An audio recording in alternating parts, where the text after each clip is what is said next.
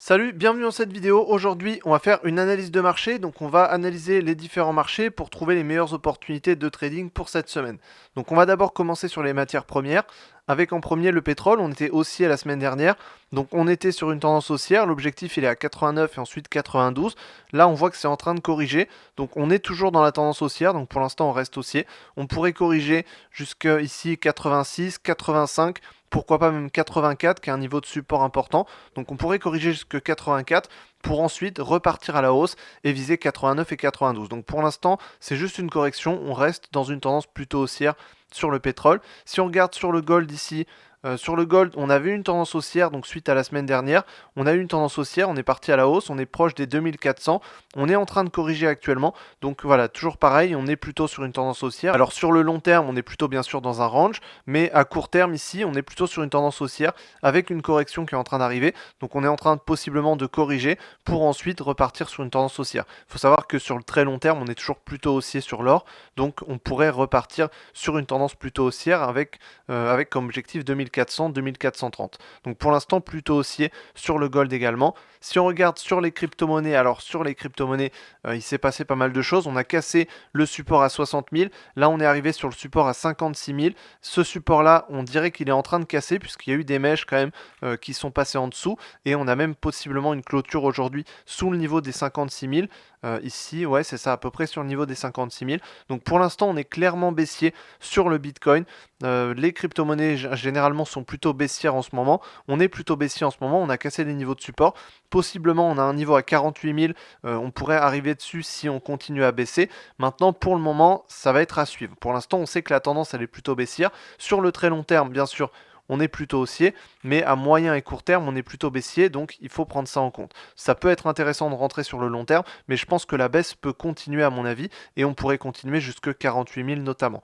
Si on regarde sur l'Ethereum, on a cassé ici la droite de tendance haussière, donc on avait une belle droite de tendance haussière qu'on a cassée ici, et on est arrivé sur le support à 2800, donc ce support-là pourrait possiblement être cassé à la baisse, et dans ce cas on irait sur 2200 et 2000, donc là on partirait beaucoup plus à la baisse, donc pour l'instant on est clairement baissier sur les crypto-monnaies, ça va être à surveiller, il faut faire attention, mais pour l'instant clairement on a plutôt des signes baissiers sur les cryptos. Ensuite si on regarde donc sur le S&P 500, donc sur les indices américains notamment, le S&P 500, on est en légère hausse, donc on avait une belle hausse la semaine dernière, aujourd'hui on est en période de correction, cette semaine on pourrait possiblement corriger un petit peu, on le voit avec la bougie d'aujourd'hui, on pourrait corriger jusque 5500, 5400 potentiellement, pour ensuite repartir à la hausse, sachant qu'on est dans une belle tendance haussière sur le S&P 500. Si on regarde sur le Nasdaq, ça continue à la hausse. La semaine dernière, on a eu une belle semaine et aujourd'hui, on marque une bougie haussière également. Donc ça continue à la hausse, toujours haussier. Sur le Dow Jones, ça stagne un peu plus. On a eu une semaine plutôt en hausse la semaine dernière.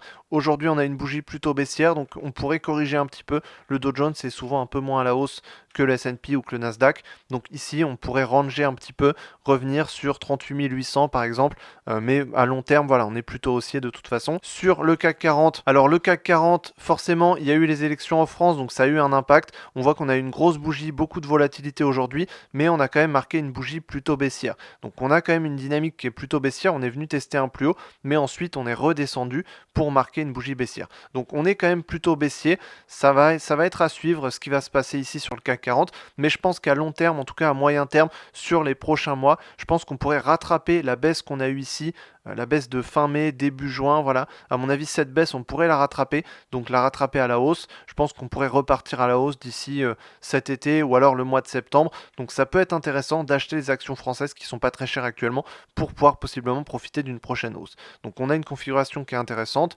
Si on regarde maintenant sur le Forex, avec ici l'euro-dollar, ici on a eu une hausse, donc on a cassé ici le niveau des 1,075, donc on a cassé ce niveau à la hausse, on part sur une tendance plutôt haussière, donc là l'euro-dollar semble repartir à la hausse, donc on pourrait arriver sur le niveau des 1,09 qui est un niveau de résistance important ici, et ensuite le niveau des 1,10 qui est un niveau également important. Donc là on est plutôt sur une tendance haussière sur l'euro-dollar, le GBP USD également plutôt sur une tendance haussière, on a cassé les 1,28 à la hausse, on se dirige vers 1,29, donc toujours plutôt haussier.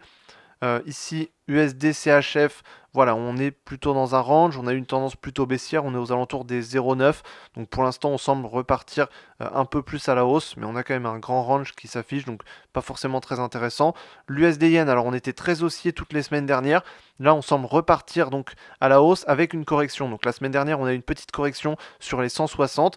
On pourrait rebondir sur 160 pour repartir à la hausse, sachant qu'on a une tendance qui est toujours très haussière sur l'USD JPY. Donc on pourrait repartir à la hausse à mon avis. Toujours tendance haussière sur USD JPY. Sur la UDUSD, on a cassé 0,67 à la hausse. On pourrait arriver en continuant à la hausse. Alors, on pourrait corriger un petit peu, mais continuer à la hausse jusque 0,68 et 0,69 avec notamment ce niveau-là. Donc le niveau de résistance important. Donc plutôt haussier sur cette paire. Et ensuite, sur USD-CAD, on est toujours dans un range entre 1,36 et 1,38. Donc pour l'instant, on est plutôt sur la partie basse, donc on pourrait partir plutôt vers le haut à mon avis. Si on regarde ensuite donc l'indice du dollar, on a cassé ici à la baisse les 105. Alors possiblement, on avait eu quand même une fausse cassure, deux fausses cassures, donc cette droite de tendance est un peu invalidée plusieurs fois, donc possiblement ça pourrait être une fausse cassure, donc on va attendre quelques jours pour confirmer cette tendance, mais si on a bien une tendance qui se valide, dans ce cas on aurait plutôt une tendance baissière et on partirait sous les 105 pour arriver sur 104, qui serait un niveau de support ici, le niveau des 104. Donc ça va être à suivre principalement sur l'euro-dollar. L'euro-dollar, c'est la paire qui compte le plus sur l'indice du dollar. Donc ici, sur l'euro-dollar, on est plutôt haussier. Donc on semble plutôt repartir à la hausse sur 1,09 et ensuite 1,10.